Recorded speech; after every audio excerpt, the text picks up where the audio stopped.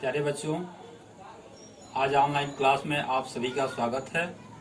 मैं आज आप लोगों को कक्षा 10 विषय भूगोल के अंतर्गत पाठ 2 वन एवं वन्य जीव संसाधन के बारे में बताऊंगा। तो आइए समझने की कोशिश कीजिए। इसके पहले आपको मैं पार्ट 1 पढ़ा दिया हूं। यह पार्ट 1 यह प्रथम पार्ट का प्रथम वीडियो है। इस ग्रह पर हम यानी इस पृथ्वी पर हम यानी सूक्ष्म जीव वाणुओं और बैक्टीरियाओं जो से लेकर के वट वृक्ष, हाथी और ब्लू व्हेल तक करोड़ों दूसरे यानी जीवधारियों के साथ हम रहते हैं। यह पूरा आवासीय स्थल जिस पर हम रहते हैं अत्यधिक जैव विविधताओं से भरा हुआ है। मानव और दूसरे जीवधारी एक जटिल पारिस्थितिकीय तंत्र का निर्माण करते हैं, जिसका हम एकमात्र हिस्सा हैं और अपने अस्तित्व के लिए इसके विभिन्न तत्वों पर निर्भर करते हैं। उदाहरण के लिए जैसे वायु जिससे हम सांस लेते हैं, जल जिसे हम पीते हैं, और मृदा जो अनाज पैदा करती है, जिसके बिना हम जीवित नहीं रह सकते, पौधे, पशु और सूक्ष्म जीवी इसका पुनः सृजन करते हैं। वन पारिस्थितिकीय तंत्र में महत्वपूर्ण भूमिका निभाते हैं, क्योंकि ये प्राथमिक उत्पादक हैं जिस पर दूसरे सभी जीव निर्भर करते हैं। वन्य जीवन और कृषि फसल उपजातियों में अत्यधिक जैव विविधताएं पाई जाती है। यह आकार और कार्य में विभिन्न हैं, परंतु आत्मनिर्धाओं के एक जटिल जाल द्वारा एक तंत्र में गुथी हुई है। वहीं हम भारत में वनस्पति जाति और जो है प्राणी जाति की बात करें तो यह यदि आप अपने आसपास नजर दौड़ाते हैं तो आप पाते हैं या पाएंगे कि कुछ ऐसे ही प्राणी और पौधे हैं जो आपके क्षेत्र में ही पाए जाते हैं। वास्तव में भारत जैव विविधताओं के संदर्भ में विश्व के सबसे समृद्ध देशों में से एक है। यहाँ विश्व की सारी जैव उपजातियों की 8% संख्या यानी लगभग 16 लाख पाई जाती है। ये अभी खोजी जाने वाली उपजातियों से 2 या 3 गुना हैं। आप पहले ही भारत में पाए जाने वाले वनों और वन्य जीवन संसाधनों के क्षेत्रफल और किस्मों के बारे में भी पढ़ चुके हैं। आपने सोचा होगा कि इन संसाधनों का आपके दैनिक जीवन में क्या महत्व है। ये विविध वनस्पति जाति और प्राणी जाति हमारे हर रोज के जीवन में काम आते हैं, इतने गुथे हुए हैं कि हम इसकी कद्र नहीं करते हैं। कद्र करना चाहिए। हमारी आवश्यकताओं की पूर्ति में यह भरपूर मदद करते हैं, इनकी बड़ी महत्ता होती है। परंतु पर्यावरण के प्रति हमारी असंवेदना के कारण पिछले कुछ समय से इन संसाधनों पर भारी दबाव बढ़ा है। कुछ अनुमान कहते हैं, यानी हम लोग कुछ अनुमान लगाते हैं या कहते हैं तो यह है कि भारत में 10% वन्य वनस्पति जाति और 20% स्तनधारियों को लुप्त होने का खतरा बढ़ गया है। यानी 20% जो यह स्तनधारियों और लुप्त होने का खतरा जो है वनस्पति जाति है, 10% और 20% स्तनपायी है, इनमें लुप्त होने का खतरा बढ़ गया है हम लोगों के असंवेदनशीलता के कारण। इनमें से कई उपजातियां तो नाजुक अवस्था में पहुंच गई है और लुप्त होने के कगार पर हैं। इनमें चीता, गुलाबी सिर वाली बत्तख, पहाड़ी कोयल और जंगली चींटीदार उल्लू और मधुका इंसिग्निस महुआ की जंगली किस्म और हुबर और डीहा हेप्टा न्यूरोन घास की ये प्रजाति हैं। जैसे पौधे भी कुछ शामिल हैं। वास्तव में कोई भी नहीं बता सकता, यानी कोई नहीं बता सकता कि अब तक कितनी प्रजातियां लुप्त हो चुकी हैं। आज हमारा ध्यान अधिक बड़े और दिखाई देने वाले प्राणियों और पौधों के लुप्त होने पर अधिक केंद्रित है, यानी टिका हुआ है, परंतु छोटे प्राणी जैसे कीट और पौधे भी महत्वपूर्ण होते हैं। इनका भी बड़ा महत्व होता है। भारत में जिस पैमाने पर वन कटाई हो रही है वह विचलित कर देने वाली बात है। देश में वन आवरण के अंतर्गत अनुमानित यानी 79.42 मिलियन हेक्टेयर क्षेत्रफल है। यह देश के कुल भौगोलिक क्षेत्रफल का 24.16% हिस्सा है। ये सघन वन 12.2%, खुला वन 9.14% और मैग्रो 0.14%।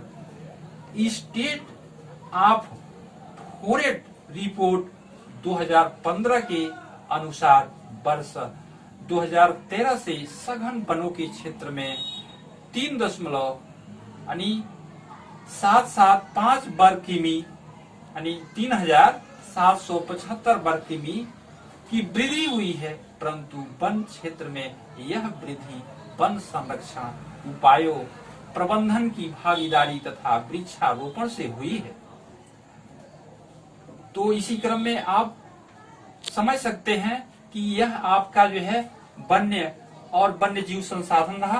पार्ट 2 के अंतर्गत विभिन्न प्रकार की पौधे एवं प्रजातियों के बारे में बताऊंगा। तो इसके पहले आप जो है वन एवं वन्य जीव संसाधन के बारे में पढ़े हैं ऑनलाइन क्लास में इसके पहले। तो आज आप पढ़ेंगे इस विभिन्न प्रकार की पौधे एवं प्राणी की जातियों के बारे में। तो सबसे पहले ये सामान्य जातियां हैं। दूसरा ये देख रहे हैं कि संकटाग्रस्त जातियां हैं।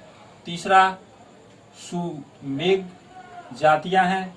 चौथा दुर्लभ जातियां हैं और यह पांचवा है अस्थानिक जातियां और लास्ट में ये छठवां है यानी लुप्त जातियां।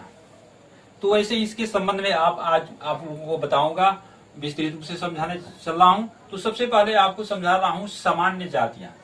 सामान्य जातियां ये वे जातियां हैं जिनकी संख्या जीवित रहने के लिए सामान्य मानी जाती है, जैसे पशु, साल, चीड़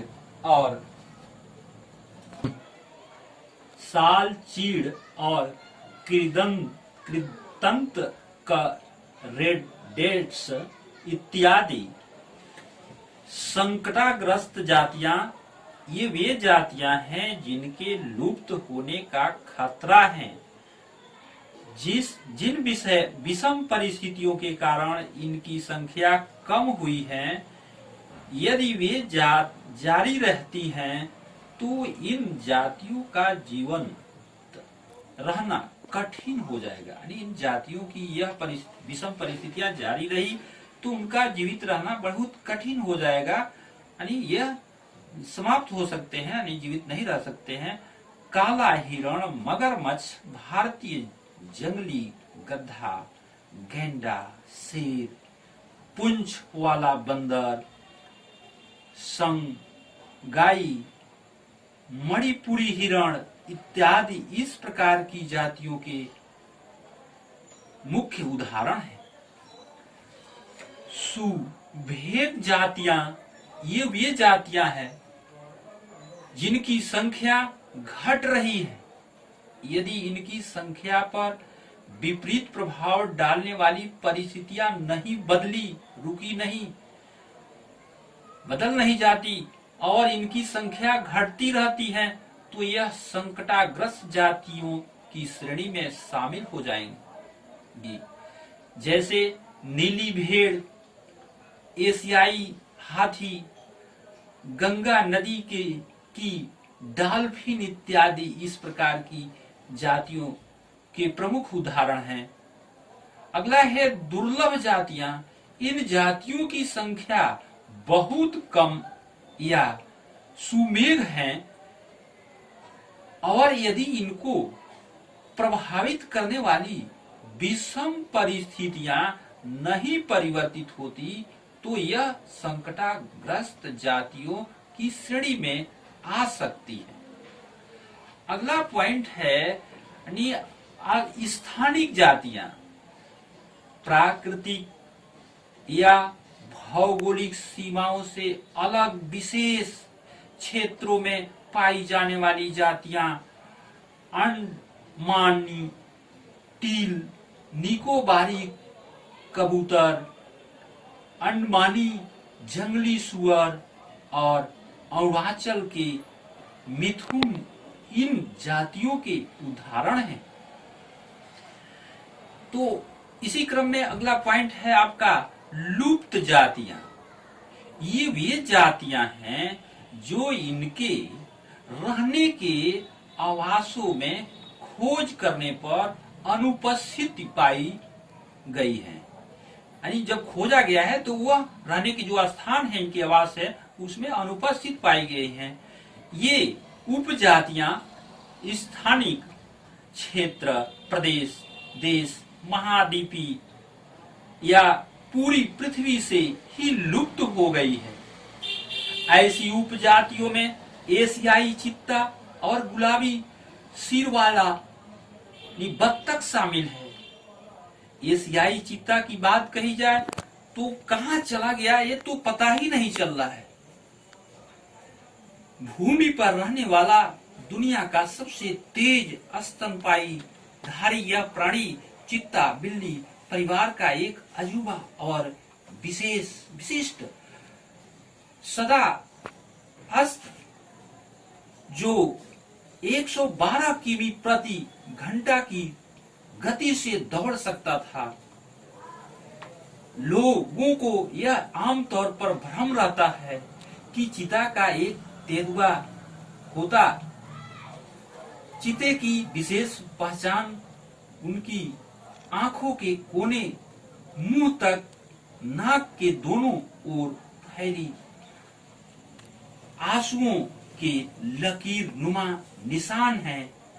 20वीं शताब्दी से पहले चीते अफ्रीका और एशिया में दूर दूर तक फैले हुए थे। यानी एशिया महाद्वीप में, अफ्रीका में यह दूर दूर तक ये चीते फैले हुए थे, परंतु इसके आवासीय क्षेत्र और शिकार की उपलब्धता कम होने से ये लगभग लुप्त हो चुके हैं। भारत में तो यह जाति बहुत पहले 1952 में ही लुप्त घोषित कर दी गई थी। इसके बाद आप लोगों को मैं यानी यह वनस्पति जाति और जो है प्राणी जाति का ह्रास बताऊंगा। पाठ 2 के अंतर्गत वन, वनस्पति और प्राणी जात के ह्रास के बारे में बताऊंगा।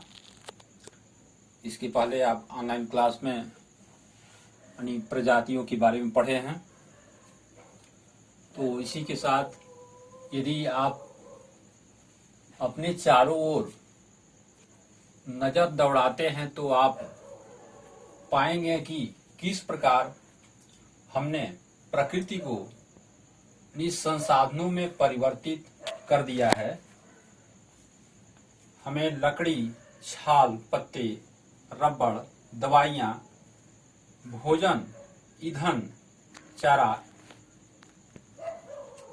खाद इत्यादि यानी प्रत्यक्ष अथवा परोक्ष रूप से वनों और वन्य जीवन से प्राप्त होता है। इसीलिए हम ही हैं जिन्होंने वनों और वन्य जीवन का यानी वन्य जीवन को नुकसान पहुंचाया है, यानी क्षति पहुंचाया है, उसे समाप्त किया है। हम मानव ही हैं।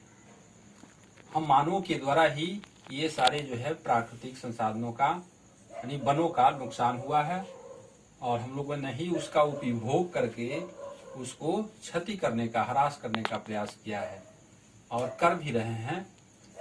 भारत में वनों को सबसे बड़ा नुकसान उपनिवेश काल में यानी उपनिवेश काल में रेल लाइन, कृषि, व्यवसाय, वाणिज्य, वानिकी और खनन क्रियाओं में वृद्धि से हुआ है।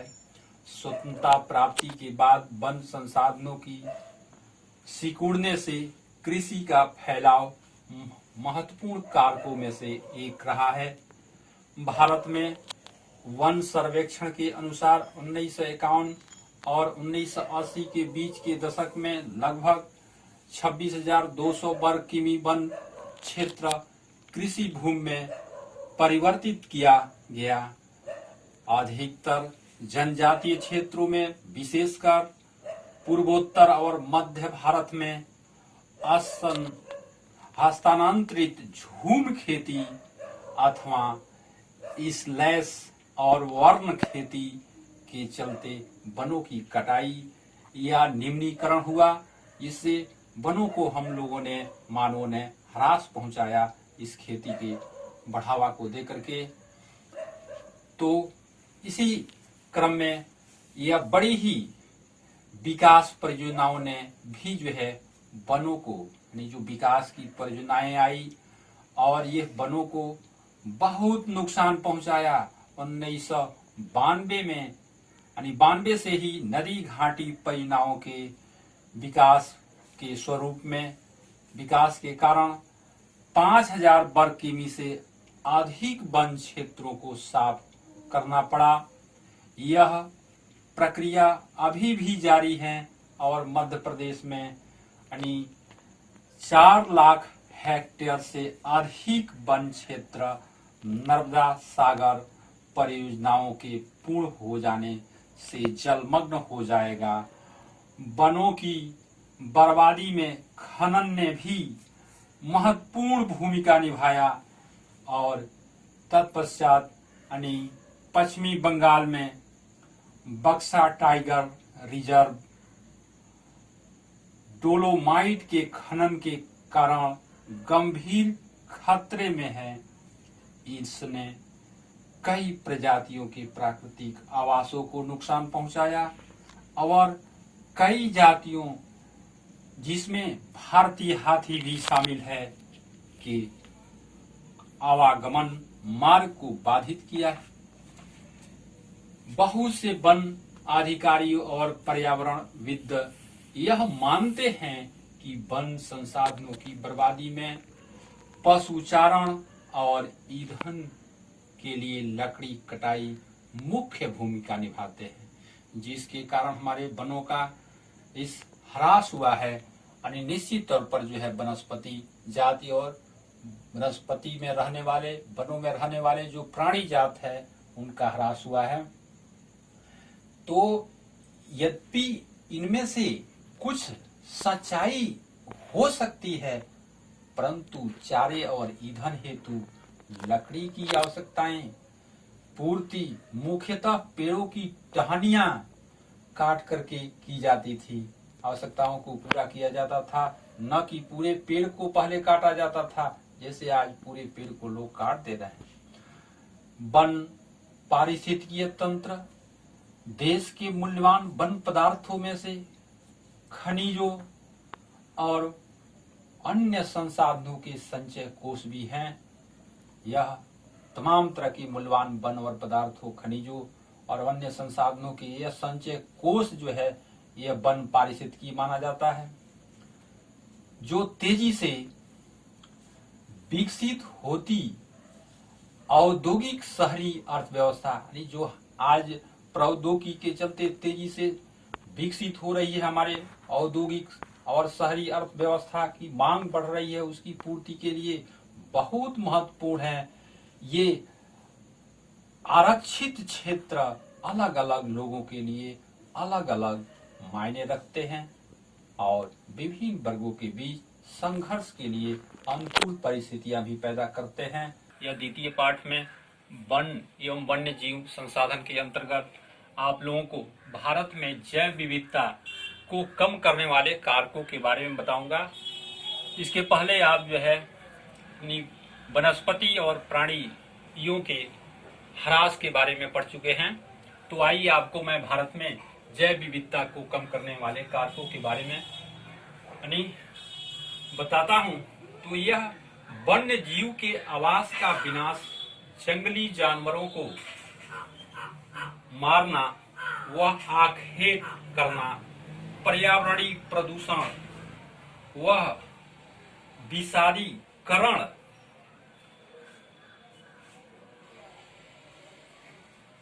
और दवानल आदि शामिल है। पर्यावरण विनाश के अन्य मुख्य कारकों में संसाधनों का असमान बंटवारा, उनका असमान उपभोग और पर्यावरण के रख रखाव की जिम्मेदारी में असमानता शामिल है। आमतौर पर यह देखा जाए तो विकासशील देशों में पर्यावरण विनाश का मुख्य दोषी जो कारक है अत्यधिक जनसंख्या को माना गया है, यानी हम मानवों को, जनसंख्या को ही माना गया है, क्योंकि हम लोग अपनी आवश्यकताओं की पूर्ति के लिए इन संसाधनों का बड़े बेरहमी से, बड़े निर्दयता के कारण जो है हम लोग उपयोग करते हैं। यद्यपि एक अमेरिकी नागरिक का औसत संसाधन उपभोग एक सोमाली नागरिक के औसत उपभोग से 40 गुना ज्यादा है।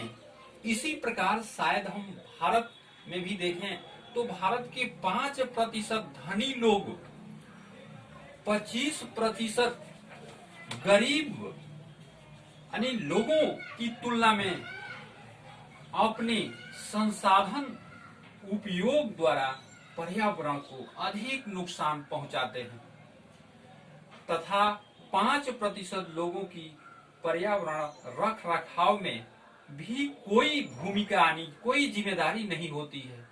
प्रश्न यह है कि कौन क्या, कहां से और कितना उपभोग कर रहा है। क्या आप जानते हैं कि भारत के आधे से अधिक प्राकृतिक वन लगभग खत्म हो चुके हैं। 1/3 जलमग्न भूमि सूख चुकी है। 70% धरातलीय जल क्षेत्र प्रदूषित हैं। 40% मैंग्रोव क्षेत्र लुप्त हो चुका है और जंगली जानवरों के शिकार और व्यापार तथा वाणिज्य की दृष्टि से कीमती पेड़ पौधों की कटाई के कारण हजारों वनस्पति और वन्य जीव जातियां लुप्त होने के कगार पर पहुंच गई है।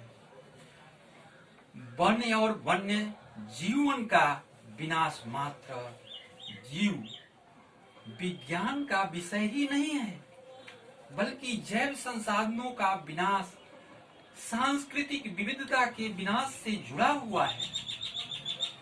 जैव विनाश के कारण कई मूल जातियां और वनों पर भी आधारित समुदाय, जो वनों पर आधारित समुदाय होता है, निर्धन होते जा रहे हैं।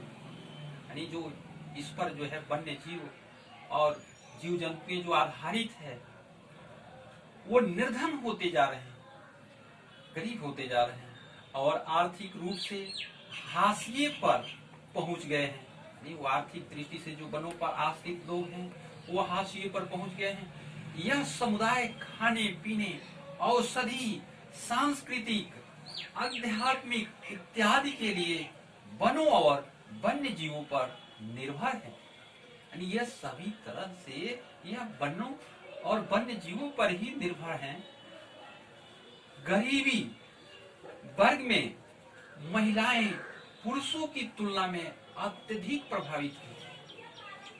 कई समाजों में खाना, चारा, जल और अन्य आवश्यकता की वस्तुओं को इकट्ठा करने की मुख्य जिम्मेदारी महिलाओं की ही होती है। जैसे ही इन संसाधनों की कमी होती जा रही है, महिलाओं पर कार्य भार बढ़ता जा रहा है और कई बार तो ये उनको संसाधन इकट्ठा करने के लिए 10 किमी से भी अधिक पैदल चलना पड़ता है। इससे उन्हें गंभीर स्वास्थ्य समस्या भी उत्पन्न हो जाती है, झेलनी पड़ती है। काम का समय बढ़ने के कारण घर और बच्चों की उपेक्षा होती है, जिसके गंभीर सामाजिक दुष्परिणाम भी हो सकते हैं। वन कटाई के परोक्ष परिणाम जैसे सूखा और बाढ़ भी गरीब तबके को सबसे अधिक प्रभावित करता है। ये जो गरीब तबके के लोग होते हैं, सूखा और बाढ़ की विविधताएं जो आती है, इन गरीब तबके के लोगों को सबसे अधिक तबाही का सामना करना पड़ता है। इस स्थिति में गरीबी, पर्यावरण निम्नीकरण का सीधा परिणाम होता है। भारतीय उपमहाद्वीप में वन और वन्य जीवन मानव के लिए बहुत ही कल्याणकारी है। यानी हमारे भारत उपमहाद्वीप पर, भारत भूभाग पर जो वन और वन्य जीव हैं वो मानव जीवन के लिए बहुत ही कल्याणकारी हैं, बहुत ही उपयोगी है, बड़ी ही महत्ता इनकी है। अतः यह आवश्यक है कि वन और वन्य जीवन के संरक्षण के लिए सही नीतियां अपनाई जाए और सही नीतियां अपना करके लोगों के द्वारा सामुदायिक क्षेत्र पर भी और सरकार के द्वारा भी ये कड़े नीतियां अपना करके ही वनों का संरक्षण किया जा सकता है। तो इसके बाद मैं अगले ऑनलाइन क्लास में आप सभी बच्चों को, आप लोगों को मैं भारत में वन और वन्य जीव संसाधन के बारे में बताऊंगा। तो आज इतना ही, धन्यवाद।